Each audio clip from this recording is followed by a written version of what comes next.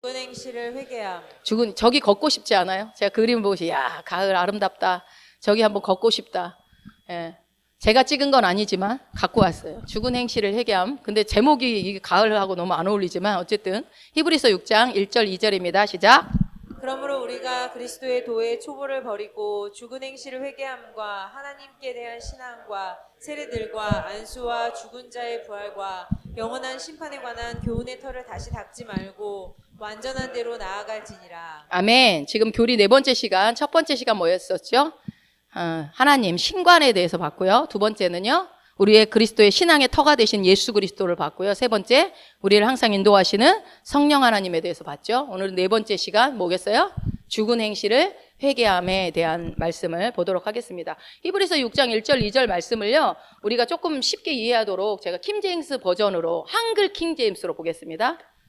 그러므로 우리가 그리스도에 대한 교리의 기초를 떠나 온전함을 향해 나아가야 하리니 죽은 행실들에서 회개함과 하나님을 향한 믿음과 침례들과 안수함과 죽은 자들의 부활과 영원한 심판에 관한 교리의 기초를 다시 놓지 말지니라. 아멘. 이렇게 우리가 쓱 읽으면 이게 뭔 소리야 그러지만 잘 보면 우리가 그리스도에 대한 교리의 기초를 떠난다는 말이 우리나라 말은 어디로 멀리 간다 이거지만 여기서는 뭐예요? 이제 기초는 이제 그만해야 되는 거 아니냐. 기초는 이제 지나갔다. 이미 이제 완성했다. 다 끝났다.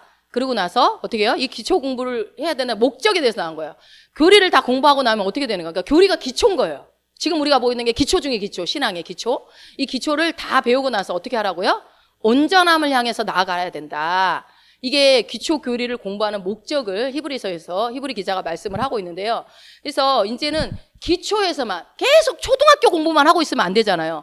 더하기 빼기만 하고 있으면 안 되잖아요. 방정식도 하고 함수도 하고 그다음에 미분적분도 하고 해야 되잖아요. 계속 나가야 되죠. 그래서 계속 마스터해서 진행해 가라. 성장해라.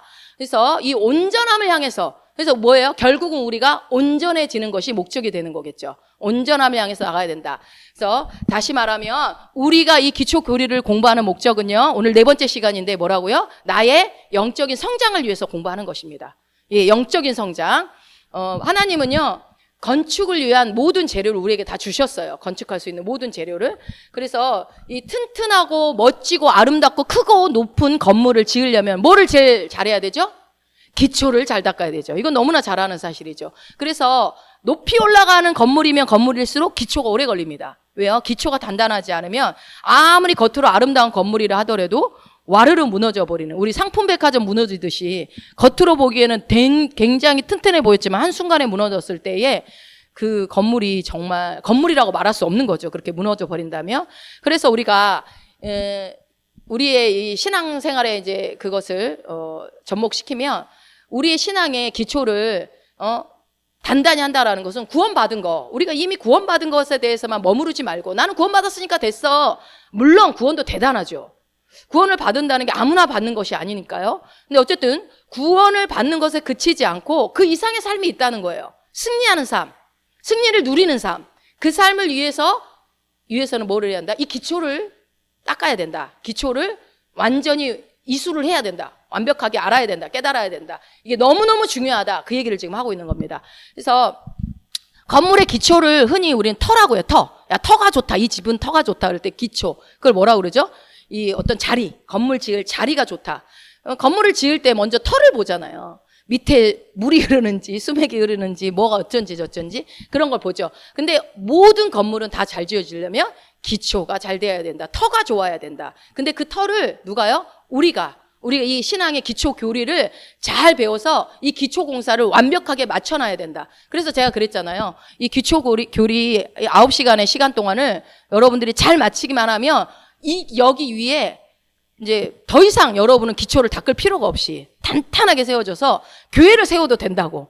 그 정도로 여러분이 아주 기초 중에 기초를 제가 계속 말씀드리고 있는 거니까 오늘도 내 인생의 아름다운 건물이 어떤 지진과 어떤 풍파에 와르르 무너지는 모래에 의해 지은 성과 같은 것이 아니라 정말 반석 위에 예수 그리스도의 반석 위에 믿음의 반석 위에 든든하게 세워져서 내 신앙이 비바람이 몰아치든 어떤 어려움과 환경이 있더라도 그 건물이 흔들리지 않고 굳건하게 서 있을 수 있도록 오늘 기초 교리에 길을 쫑긋 세우시고 아는 내용이라 하더라도 다시 한번 여러분들이 기초를 다지는 심정으로 잘 들으시고 마음에 새기시기 바랍니다. 자, 그래서 우리의 신앙의 기초가 되고 우리의 신앙의 터가 되는 분이 누구라고요? 예수님. 그렇죠. 오늘 오전에도 예수 그리스도가 터가 되어서 공력을 거기에 쌓아야 된다. 그래야 불타 없어지지 않는다라는 말씀을 오전에도 들으셨죠? 자, 고린도전서 3장 11절 읽습니다. 이 닦아둔 것 외에 능히 다른 터를 닦아둘 자가 없으니 이 터는 곧 예수 그리스도라. 예, 성경은요 정확하게 답을 얘기해줘요. 너희의 터, 기초, 그건 뭐다? 신앙의 기초는 뭐다? 예수 그리스도다. 여러분의 터는 예수 그리스도입니까? 예, 내 신앙의 터는 무조건 예수 그리스도여야만 해요. 그래서 우리가 예수 그리스도의 신앙의 터 위에 내 건축물, 내 인생을 이제 쌓아 올라가야 되겠죠? 그러면 이 기초가 튼튼해야 흔들리지 않는다고 했기 때문에 어떻게 하면 그러면 흔들리지 않는 이 기초를 잘 다져서 우리의 신앙이 튼튼하게 성장해 가느냐. 그래서 우리가 이 신앙의 터가 되시는 예수님이 행하신 일을 알아야 됩니다. 예수님이 도대체, 왜냐하면 터가 예수님이니까 예수님이 행하신 일이 무엇인지, 그리고 우리가 새로운 피조물로서 꼭 알아야 될 거 뭐였죠? 첫 번째, 내가 누구인지, 내가 무엇을 가지고 있는지. 세 번째, 내가 무엇을 할 수 있는지. 다시요, 예수님이 어떤 분인지 알아야 되고요, 내가 누군지, 내가 무엇을 가지고 있는지, 그래서 무엇을 할 수 있는지. 예, 이거 알면 인생은 질문이 없습니다. 예수님을 알고 내가 누군지를 알고 무엇을 가지고 있고 내가 무엇을 할 수 있는지, 내가 누구인지, 이것을 알면요 여기에 이제 그리스도의 기초 교리가 깔리는 거예요. 그래서 올바로 이해하고 여러분이 믿음의 반석이 진짜 탄탄하게 세워지면은 환경 뭐 이런 거에 별로 흔들리지 않아요. 요동하지 않아요. 자, 지금까지 이제 우리가 배웠던 교리를 기억하시고 성부, 성자, 성령 하나님의 기초 교리를 기억하시고 6가지 기초 교리를 이제 정리해 놓은 거를 이제 봅시다. 다시 한번 빠르게 숫자만 한번 읽어볼까요? 죽은 행실을 회개함. 두 번째, 하나님에 대한 신앙. 세 번째, 세례들과 안수, 죽은 자의 부활, 영원한 심판. 예, 히브리서에서는 이 교리를 너희가 다 알아야 된다. 그러면 오늘 첫 번째 뭐겠어요? 죽은 행실들을 회개함이라는 게 도대체 뭘까요? 여러분 뭘까요? 죽은 행실을 회개한다라는 게 뭘까요?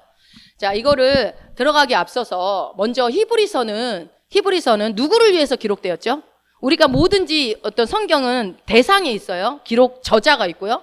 이 히브리서는 대상이 누굴까요?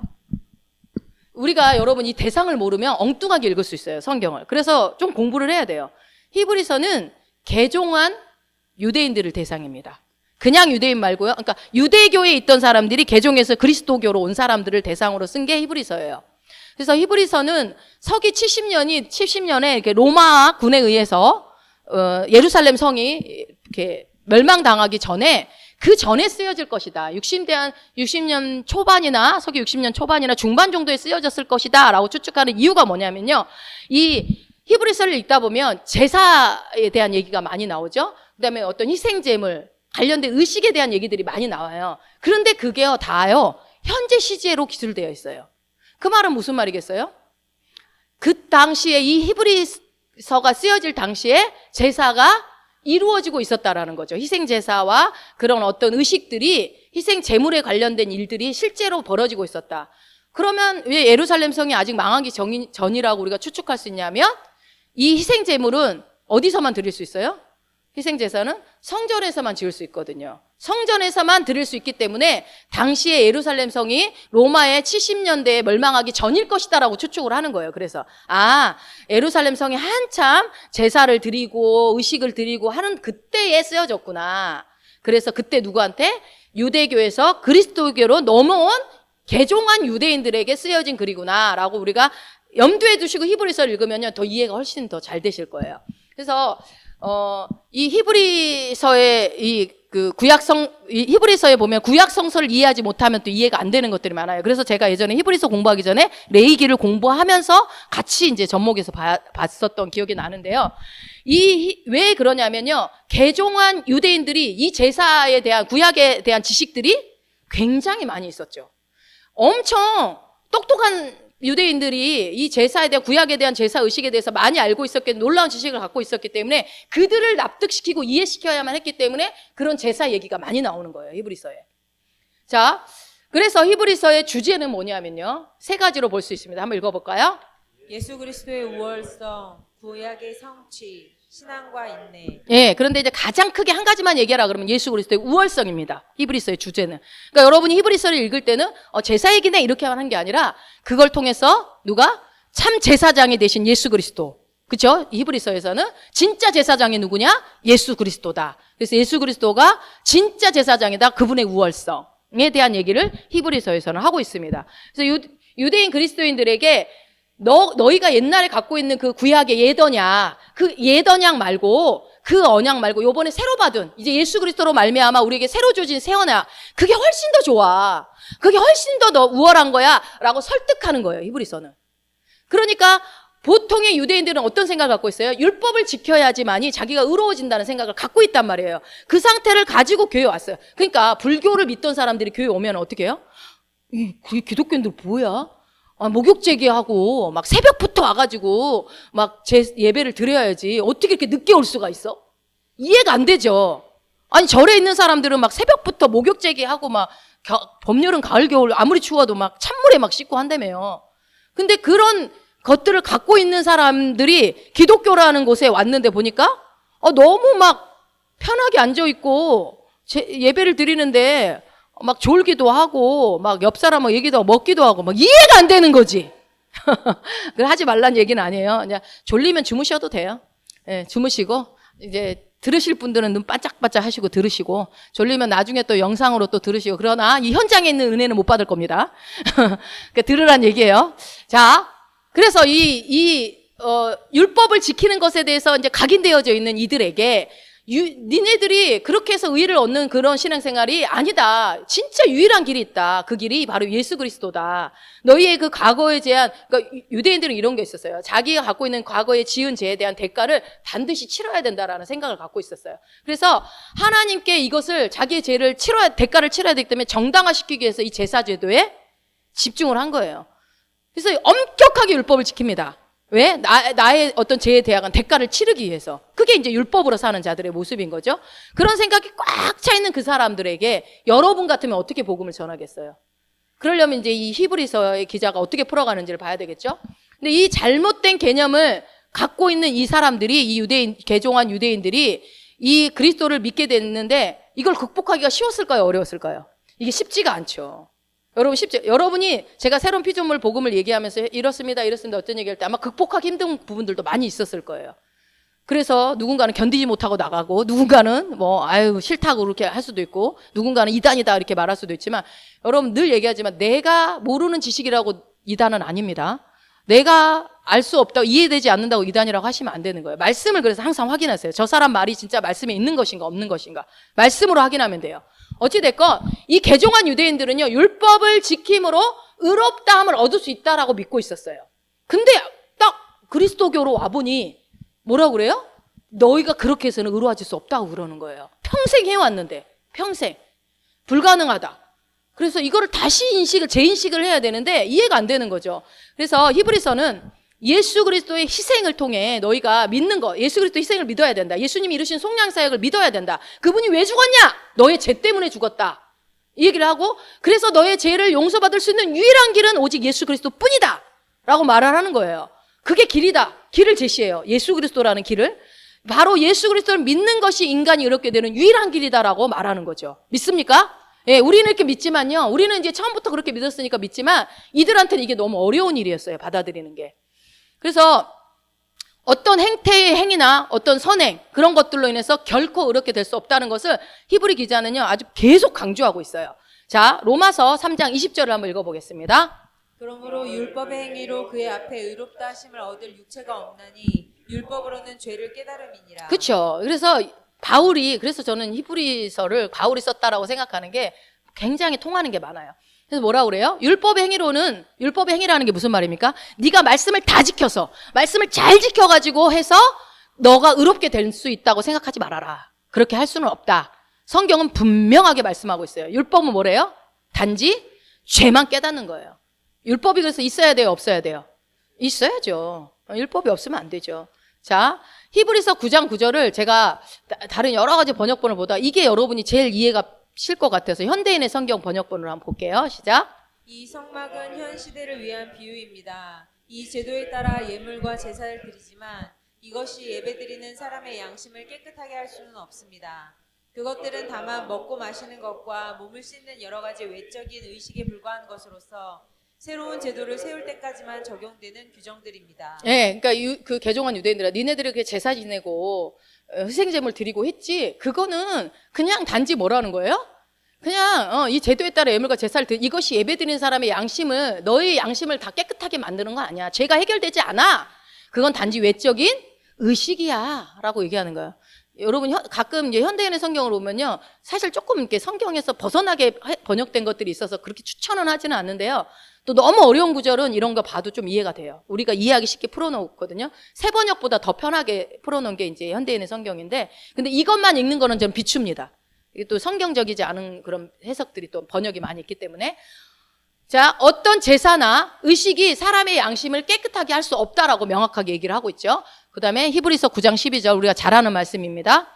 염소와 송아지의 피로 하지 아니하고 오직 자기의 피로 영원한 속죄를 이루사 단번에 성소에 들어가셨느니라. 너희 양심의 죄, 너희들이 갖고 있는 그 죄, 송아지, 염소, 그런 양 이런 걸로 되지 않아. 짐승의 피로 되지 않아. 오직 뭐예요?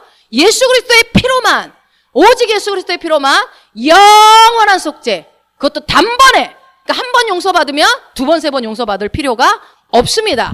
그렇게 그것만이 예수 그리스도의 피가 너희를 깨끗하게 할 수 있다라고 얘기하고 있습니다. 그래서 여기서 이 죄를 깨끗하게 한다는 건 뭐라고 그랬어요? 여러분 영어로 리무브해서 완전히 제거해버리는 거, 없는 거예요. 다시 생겨나지 않아요. 없어요. 자, 히브리서 9장 14절. 하물며 영원하신 성령으로 말미암아 흠없는 자기를 하나님께 드린 그리스도의 피가 어찌 너희 양심을 죽은 행실에서 깨끗하게 하고 살아계신 하나님을 섬기게 하지 못하겠느냐. 예, 계속 강조해서 지금 히브리서 9장에 보면 쭉 이 얘기가 계속 나오는 거예요. 예수 그리스도의 피만이 양심을 죽은 행실에서, 여기서 죽은 행실이 나오네요. 죽은 행실이 뭔지 잘 보세요.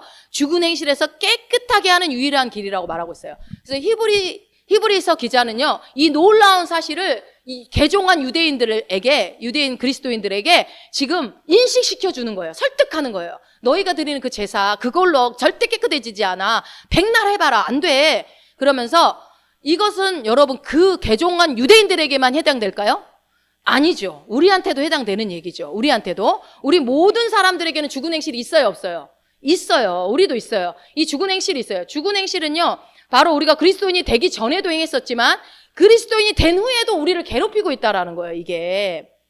이것에 대해서 제가 차차 풀어드릴 테지만 죽은 행실을 회개하는 것이 모든 사람에게 다 적용되는 거예요.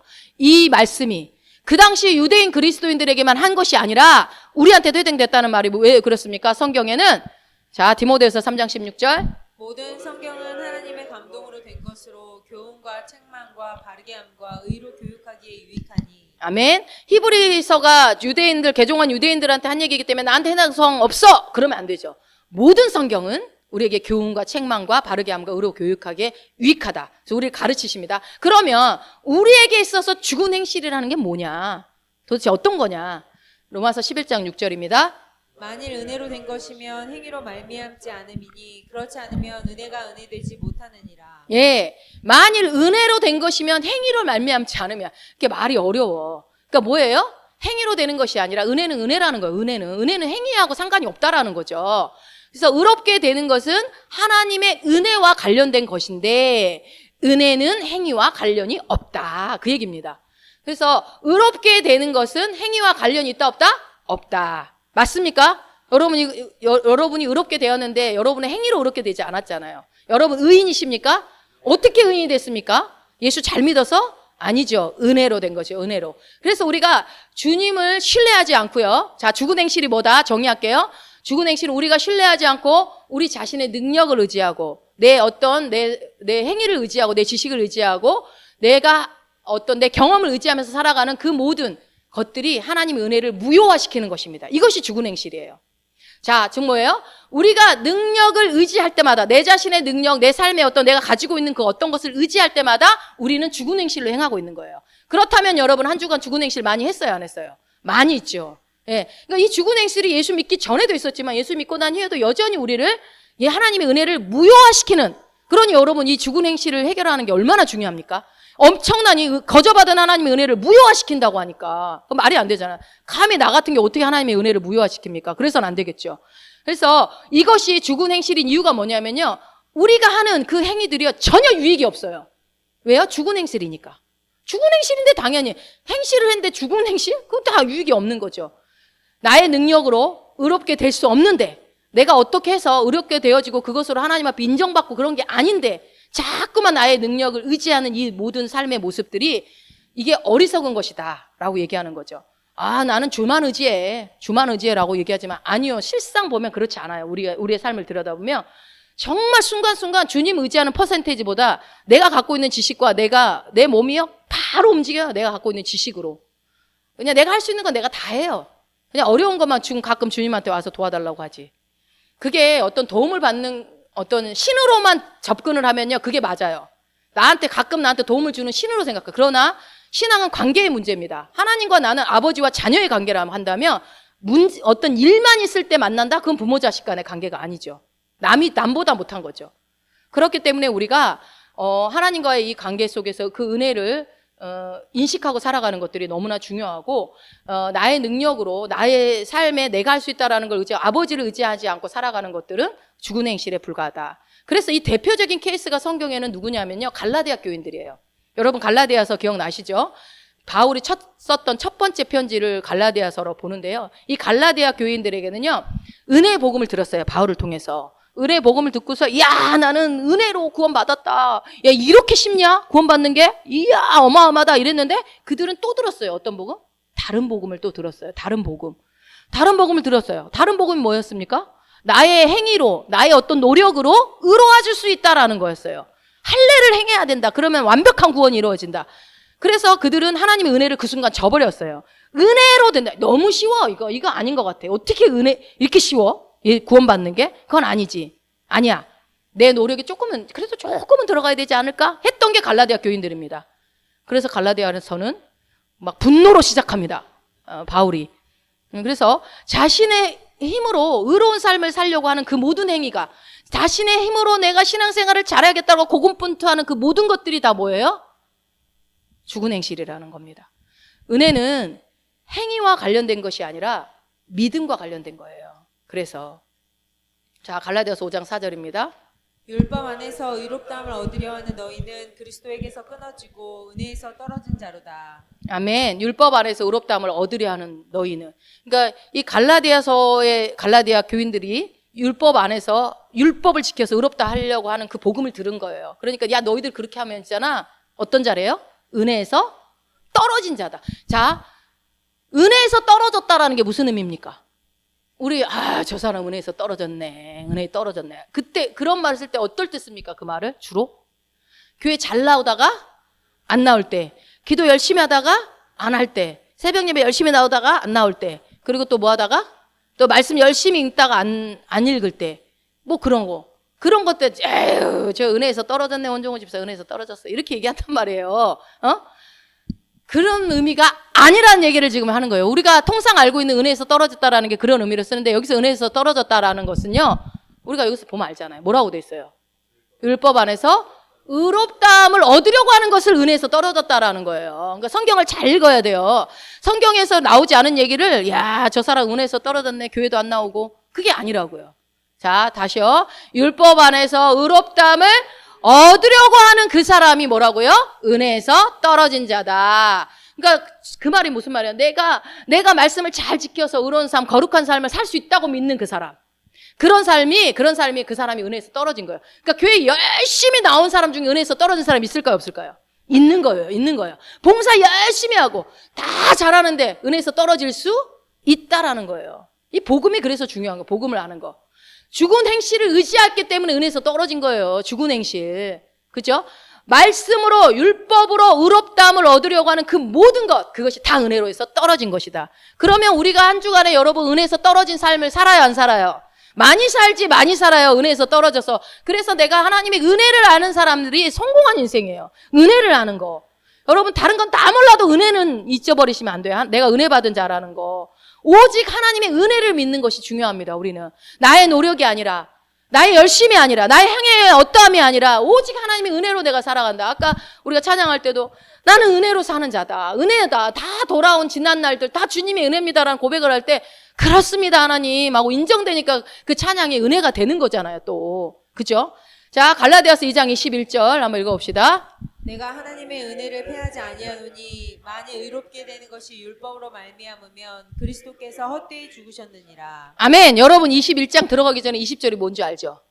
내가 그리스도와 함께 십자가에 못 박혔나니 그런즉 이제는 내가 사는 것이 아니요 오직 내 안에 그리스도께서 사시는 것이라. 이제 내가 육체 가운데 사는 것은 나를 사랑하사 나를 위하여 자기 몸을 버리신 하나님의 아들을 믿는 믿음 안에서 사는 것이라. 예, 그 말씀 하고 나서 이 말씀이 이어지는 거예요. 내가 하나님의 은혜를 패하지 않으니. 여러분 그리스도가 나를 죽으신 게 은혜인 거예요. 은혜. 그죠? 그래서 내가 만일 의롭게 되는 것이 율법으로 말미암으면 그리스도께서 헛되이 죽었다.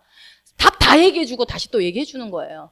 예수 그리스도께서 이 땅에서 죽으시고 부활하시고 승천하시고 그 모든 것들이 우리의 힘과 노력을 의롭게 될 수 없다. 그렇기 때문에 너희 힘으로 못하는 거 내가 대신해 준다 하면서 주님이 죽으신 거예요.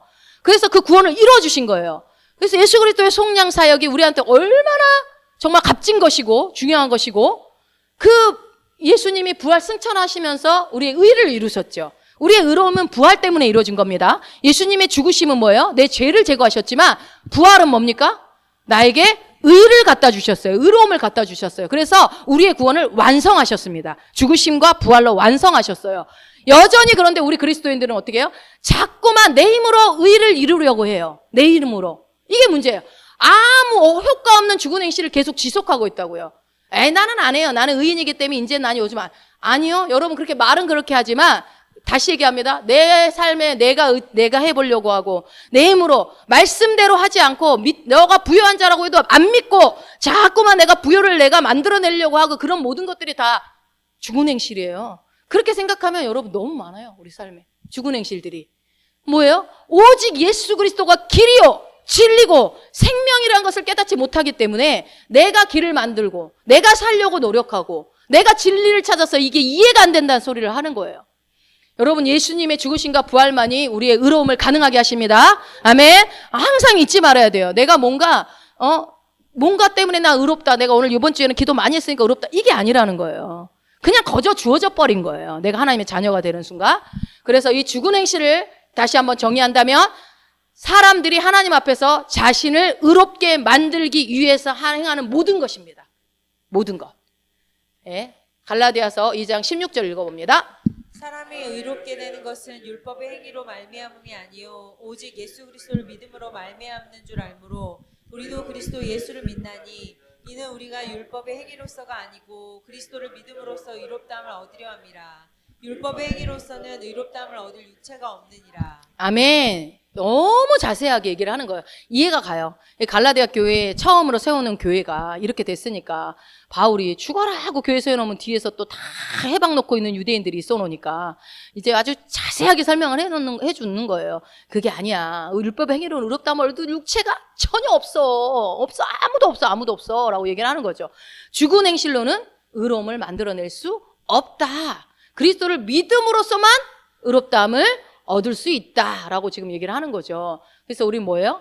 그리스도 안에서 믿음으로, 이게 믿음으로 의롭게 되는 것입니다. 그러므로 이제 우리는 뭐예요? 이 죽은 행실을 따라가는 것을 버려야 돼요. 이제 버려야 돼요. 내가 그리스도 안에서 이제 새로운 피조물이 되었다라고 선포하는 것으로 끝나는 것이 아니라 내가 이 새로운 피조물은 어떤 것이다? 나의 죽은 행실을 이제는 버리셔야 합니다. 오직 예수 그리스도로 나가야 해요. 이거를 한마디로 뭐라고 하냐면 두 글자로 히읗 기억이라고 합니다. 그렇습니다. 회개. 내 죽은 행실을 버리고 하나님께로 나가는 걸 뭐라고 한다고요? 회개다. 히브리서 6장 1절 읽어봅니다. 다시. 그러므로 우리가 그리스도의 도의 촉구를 버리고 죽은 행실을 회개함과 네, 죽은 행실을 어떻게 하라고 그랬어요? 회개하라고 되어 있어요. 회개. 그래서 성경에서 여러분 잘 보세요. 죄를 회개하라고 했나요? 행실을 회개하라고 되어 있나요? 예, 죽은 행실을 회개하라고 되어 있어요. 죄를 회개하라고 되어 있지 않아요. 왜요? 죄는 예수 그리스도가 해결하셨어요. 더 이상 죄는 없어요. 그리스도의 도의 첩보를 버리고 그러니까 이미 그리스도인들한테 대상하는 거잖아. 지금 거듭난 그리스도인들한테 너희들을 회개해야 되는데 죽은 행실을 회개해야 된다. 그래서 죄에서의 회개를 말씀하시는 게 아니라, 근데 아직 예수 안 믿는 사람들한테는 무슨 회개가 있어야 돼요? 죄에 대한 회개가 있어야 되겠죠. 그러나 이미 거듭난 사람에게는 죄에 대한 회개가 아니라 뭐예요? 죽은 행실을 회개해야 된다라고 지금 얘기하고 있단 말이에요. 그래서 뭐냐면 이 말씀을 통해서 우리가 알아야 될 것은 회개는 우리의 삶의 방식이에요. 삶의 방식. 우리는 늘 회개하며 사는 자들이에요. 회개가 너무 중요하죠. 여러분 동의하십니까? 회개는 너무너무 중요해요. 그래서 회개는 많이 해야 됩니다. 회개를 계속 건의드립니다. 계속 회개해야 된다고 격려하고 회개를 더 많이 해야 된다고 계속 부추겨야 되는 게 맞습니다. 그러면 어떻게 사람들로 하여금 회개하도록 만들 수 있을까요? 회개하라! 이렇게 하면 되는 거 아니에요? 소리 지르면 되는 거 아니에요? 자, 어떻게 하면 사람들로 하여금 회개하게 만들 수 있을까? 우리의 전통적인 개념에서는 회개가 어떻게 하면 회개할 수 있어요? 우리가 뭐를 하라고 그래요? 죄를 고백하라고 하죠. 죄를 고백하는 게 회개라고 배워왔잖아요. 죄를 고백하는 거. 근데 지금 여기서 뭐라고 했어요? 죄 고백하라고 돼 있어요? 말씀을 잘 보세요. 죄를 고백하라는 말은 한 구절도 없어요.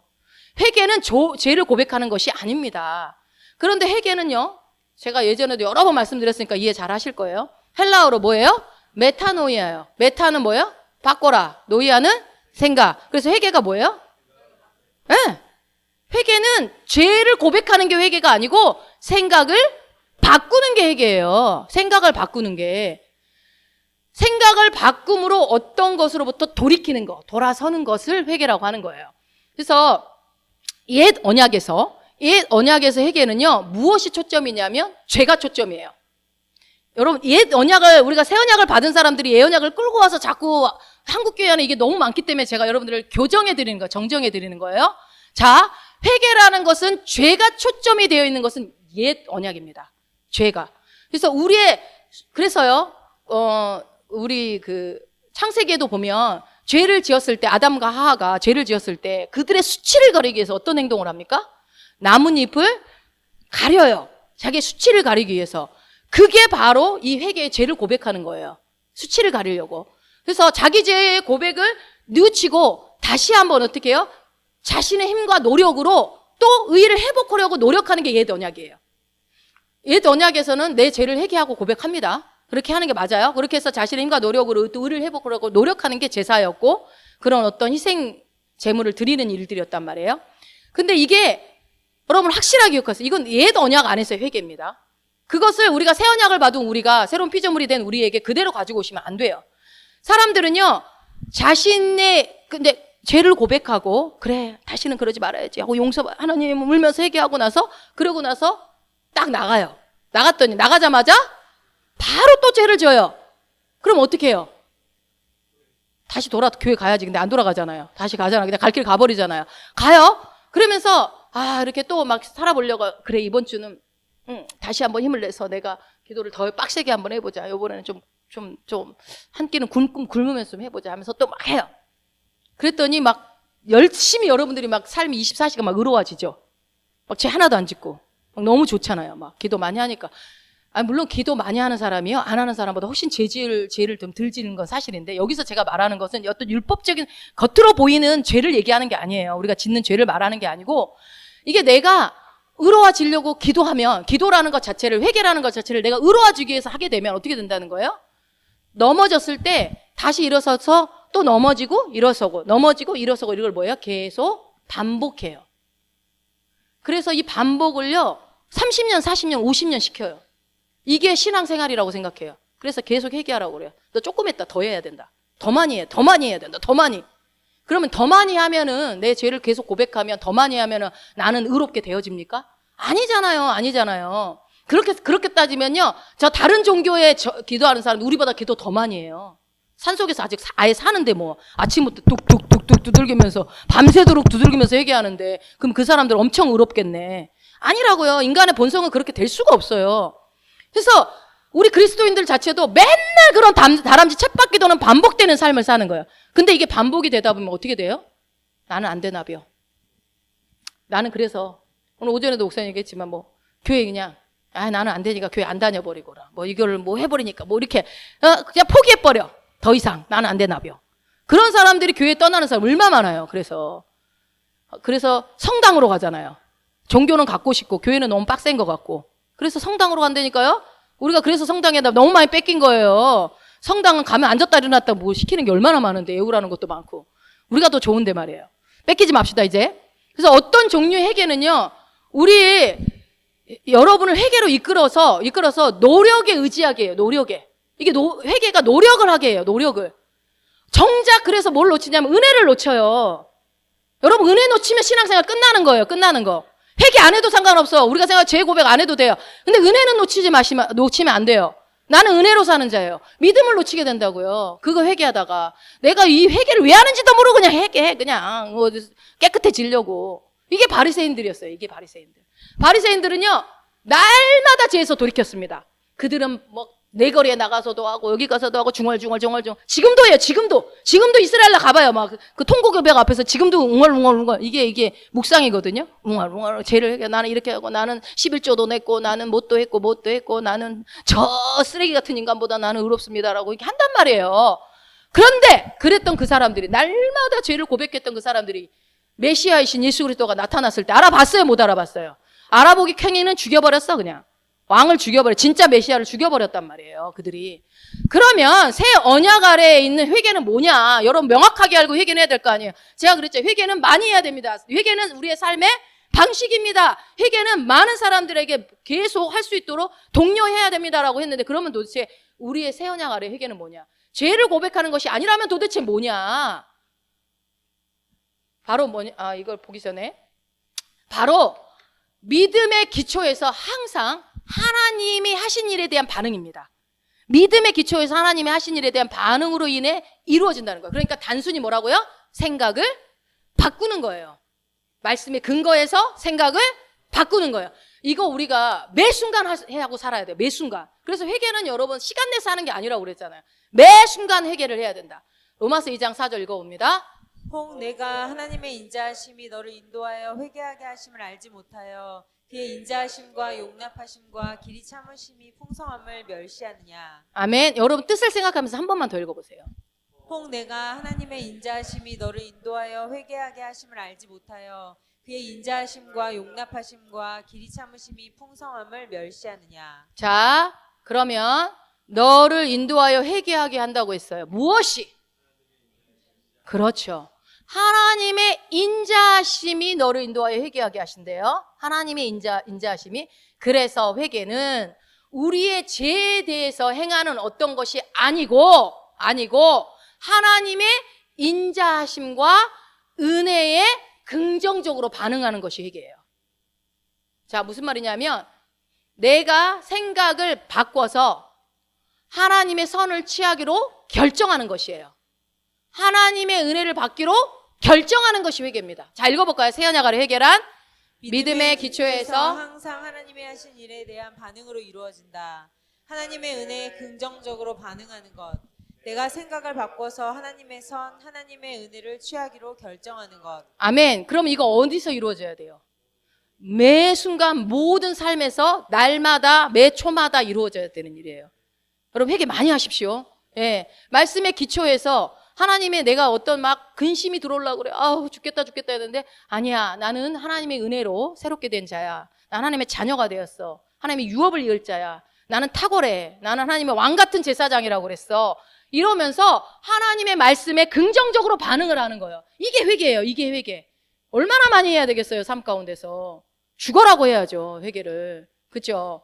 그래서 하나님의 은혜를 취하기로 결정해요. 내가 할 수 없구나. 주님이 나에게 주신 성령님이 나를 이끌어 주셔야 되는구나. 하나님의 말씀이 내가 붙잡을 때 이 일은 역사하는구나.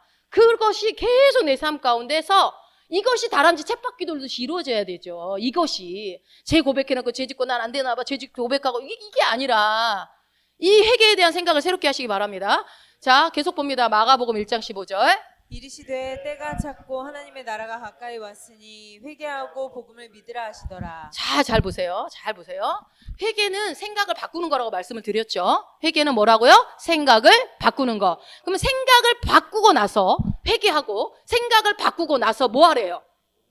복음을 믿으라고 됐어요. 그러니까 내 생각을 바꾸고 난 다음에 해야 될 일은 뭐라고요? 복음을 믿는 거예요. 복음을 믿는 거예요. 이 말씀에서 알 수 있듯이 회개는 죄에 대한 문제다 아니다.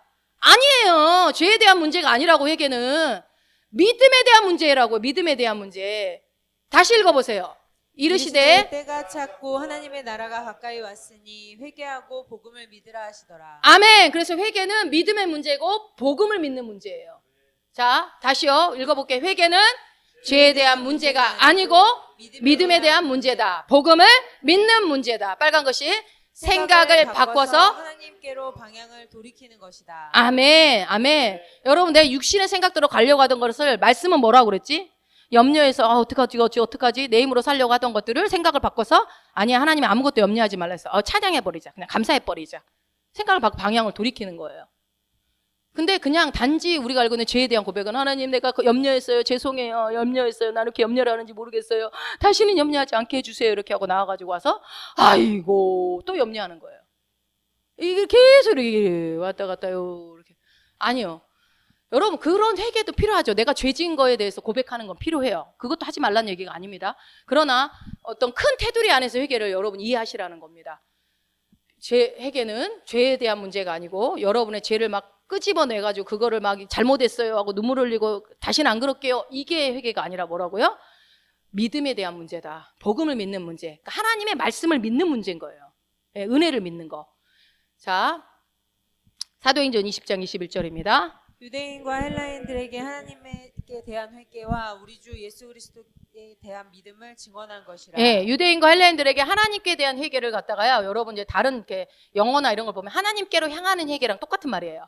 그러니까 우리는 우리나라 말 하나님께 대한 회개 그러면 좀 뭔 말인지 이해가 안 되잖아요. 이렇게만 이해하면 하나님께로 향하는 회개. 아니 회개가 왜 하나님으로 향하지? 이게 무슨 말일까요? 그러니까 우리가 아까 회개라는 게 내 생각을 돌이켜서 하나님의 은혜를 우리가 인정하고 선택하는 거잖아요. 그러면 어떻게 해요? 하나님께라는 회개라는 표현이 나와. 이거는 뭐야? 하나님께로 가는 회개라는 게 뭐냐면 우리가 방향을 바꾼다고 그랬어요. 생각을 새롭게 해서 복음을 믿어요. 말씀을 믿어요. 방향을 바꿔요. 근데 이게 그러지 않고 그렇습니다. 내가 어떤 회개를 했는데 말씀을 취했는데 하나님께로 향하지 않고 그냥 거기서 끝나버릴 수도 있다라는 거예요. 그러니까 다시요. 그러니까 하나님께 대한 회개라는 표현은 우리의 어떤 삶과 죽음만큼이나 큰 차이예요. 이게 뭐냐면 하나님께로 향하는 사람은요. 그러니까 예를 들어 죄와 죽은 종교에서 자동으로 변화될 수 있어요. 하나님께로 향하면. 그러니까 모든 내가 어떤 죄를 지었어도 종교 안에서도 하나님께로만 가면 살아요. 그런데 죄에서 벗어난 사람들이 죄를 뉘우치고 고백한 사람들이 반드시 하나님께로는 향하지 않는다는 얘기예요. 이거 좀 어렵나요? 그러니까 이거를 예를 들어서 설명하면은 아까 얘기했잖아요. 바리새인들이 매일매일 죄를 고백을 했는데 어떻게 해요? 정작 예수님이 나타났을 때는 그를 알아보지 못하는 그런 넌센스적인 상황이 벌어졌잖아요. 그래서 바울이 회개는 하나님께로 가는 회개여야 된다라고 지금 얘기하는 거예요. 그러니까 우리의 회개가 방향이 결정되어 있어요. 하나님 내가 이것이 이렇습니다. 하나님의 말씀이 이렇습니다라고 해놓고 말로는 나는 이미 치유를 받았습니다. 나에게는 치유가 있습니다 해놓고서 방향은 뭐예요? 아이고 교회가 빨리 병원 가가지고 열심히 치료받자. 아니 병원 가는 걸 나쁘다는 게 아닙니다. 말로 하는 것과 행동이 달라. 근데 뭐예요? 방향이 그렇다고 한다면 성령의 인도를 받는 거죠. 성령님께서 그래도 병원 가라고 하면 가야죠. 인도를 받는 거죠. 이게 하나님께로 향하는 거. 하나님이 어떻게 나를 인도해 가실까 기대하는 마음을 갖는 거죠.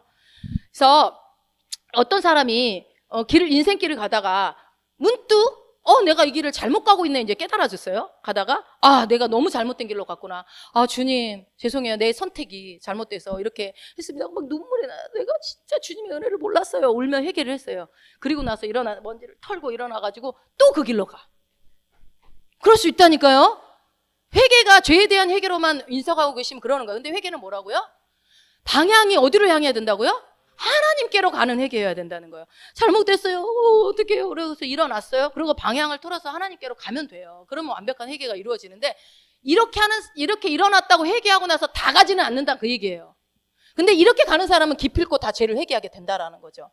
그러니까 더 중요한 거는 하나님께로 향하는 것이 중요하다. 이게 만약에 일어났어요. 잘못됐어요. 내가 잘못 갔나 봐요. 그래놓고 일어놓고 이쪽으로 계속 가고 있는 거는요. 그건 회개가 아니고 후회 막심. 많은 사람들이요. 그런데 많은 사람들이 한국교회 안에 진짜 많은 그리스도인들이 저는 거의 90%가 넘는다고 생각합니다. 죄에 대해서 고백하고 나서 다시 그 길 갑니다. 신기합니다. 왜요? 나중에 또 얘기하면 되니까. 또 얘기하고 또 얘기하고 또 고백하면 되니까. 하나님은 내가 고백하면 다 용서해 주신다고 했으니까. 아유, 하나님 얼마나 이용해 먹는지 몰라. 옛 언약 안에서 회개의 개념이에요. 그거는 신학적으로 올바른 회개에 대한 개념은 뭐라고 여러분 기억하십시오. 하나님께로 방향을 돌이키는 거예요.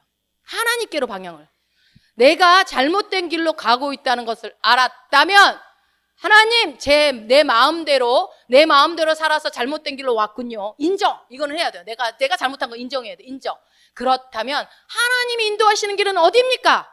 하나님, 내가 이미 예수님으로 말미암아 채찍에 맞음으로 내가 나음을 입었다고 했고 나에게 이미 하나님의 신성한 건강이 있다고 했는데 나는 왜 이게 믿어지지 않습니까? 나의 질병은 왜 여전히 있습니까? 하나님, 나를 인도해 달라고. 성령님, 내가 어떻게 해야 됩니까?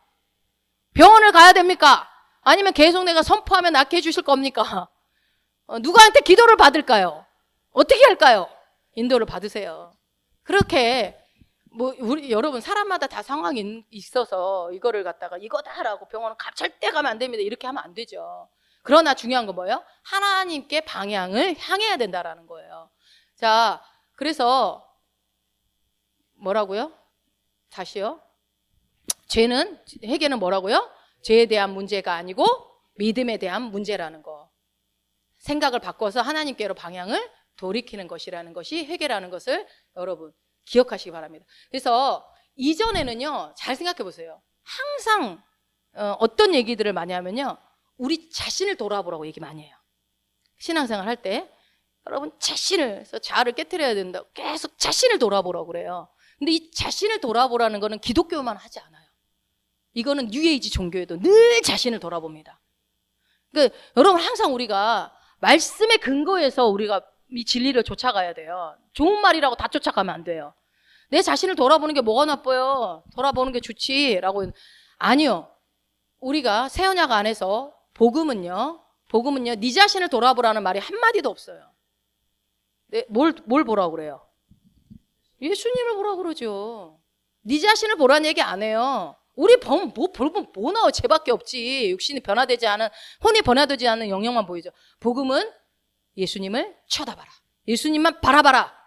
라고 얘기합니다. 자, 읽어봅니다. 히브리서 12장 2절. 믿음의 주요 또 온전하게 하시는 이인 예수를 바라보자. 한 번 더. 믿음의 주요 또 온전하게 하시니 예수를 바라보자. 예. 이제 우리는요, 나를 바라보는 게 아니라 예수를 바라보셔야 돼요. 노뱀을 쳐다봤을 때 살았던 것처럼 우리도 예수를 바라보는 겁니다. 그래서 구약의 선지자들은요, 뭐라고 얘기하냐면 너희 죄를 기억해라. 너의 죄를 들여다봐라. 그러면서 계속 그렇게 많은 반면에 신약에 와서 우리의 새 언약 안의 백성 안의 새로운 피조물들에게 신약의 가르침은 뭐냐면 우리의 의로움을 기억해라. 너에게 의로움을 주신 예수를 바라봐라. 그것을 얘기하는 거예요. 여러분, 내가 이 신약 시대에 살아가고 있는 새 언약을 받은 새 언약의 백성으로 살아가는 내가 얼마나 축복받은 자예요. 그러니까 엄청나지, 엄청나. 그래서 제가 여러분 외계인이라고 했죠. 우리는 이런 종족은 이 세상에 존재하지 않는다니까. 이 특혜받은 종족. 네. 우리 서연이가 엊그저께 와서 엄마 나는 외계인이야. 그러면 이제 저한테 그래. 왜 그런 말을 하는지 모르는데 나는 외계인이야. 맞아, 넌 외계인이야. 넌 새로운 피조물이야. 에이, 예. 그러고 가요. 외계인이에요. 이 세상 사람들이 보기에는 우리는 이런 종족이 없는 거예요. 세상 사람들은 자신을 바라보고 자기를 키우고 자기가 성공해야 되고 계속 자기. 새로운 정체성을 계속 만들어 가야 되고. 우리는 다 정해져 있어요, 여러분. 믿기만 하면 돼요. 정해진 거 믿기만 하면. 여러분의 의로움을 기억하시기 바랍니다. 그 의로움이 도대체 어디로부터 왔는지, 누구로부터 왔는지, 어떻게 해서 얻어졌는지, 내가 누구고, 내가 무엇을 가졌고, 내가 무엇을 할 수 있는지, 그거를 항상 생각하셔야 돼요. 그렇게 살면 돼요. 그리고 구약에서는요, 우리가 무엇이 잘못된지를 계속 얘기해요. 너 안 사랑했지? 너 이거 죄졌지? 이거 죄졌지? 이렇게 얘기해요. 근데 신약이 가르치면서는 뭐라고 그래요? 여전히 우리는 죄를 짓습니다. 잘못을 하고 잘못을 저지르지만 그러면 어떻게 해요? 그럼에도 불구하고 예수님이 하신 놀라운 은혜를, 예수님이 하신 그 속량 사역을 너희가 알아야 된다라고 얘기를 해요. 이거 엄청난 거예요. 그러니까 그러므로 하나님의 인자하심으로 우리는 생각을 바꿔야 됩니다. 생각을 바꾸고 누구를 바라봐요? 예수님을 바라봐야 되는 거예요. 이것이 진정한 성경적인 의미에서의 회개인 것입니다. 아시겠죠? 회개는 우리의 죄에 대해서 아이고 내가 왜 그 죄를 졌지? 아이고 후회하는 게 아니라고요. 죄는 후회하는 게 아니에요. 회개는 하나님의 인자하심, 하나님의 선하심, 그 은혜에 긍정적으로 반응하는 거예요. 우리 하나님 선하십니까? 예수님 너무 선하시죠. 너무 아름다우신 분, 너무 좋으신 분. 그 하나님의 그 선하심, 예수 그리스도의 선하심을 바라보는 거예요. 마지막으로 삭개오 얘기 하고 마칠게요.